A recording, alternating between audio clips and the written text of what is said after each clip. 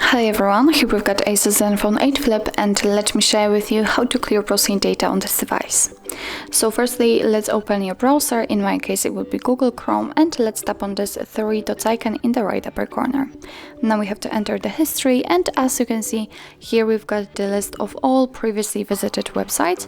Of course, if you want to, you can remove all of them manually one by one just by tapping on this X button right next to it, and as you can see they immediately disappear.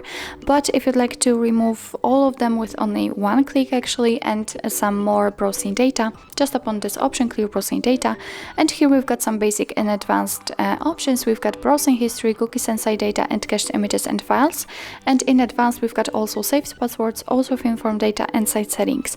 So if you want to remove something, just make sure that it is marked. I will mark everything, and we can change the time range from last hour to, for example, last 7 days.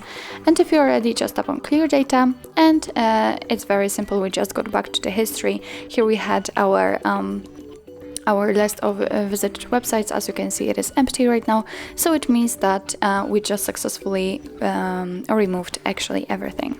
So actually that's all. This is how to clear the browser in your ASUS ZenFone 8 Flip.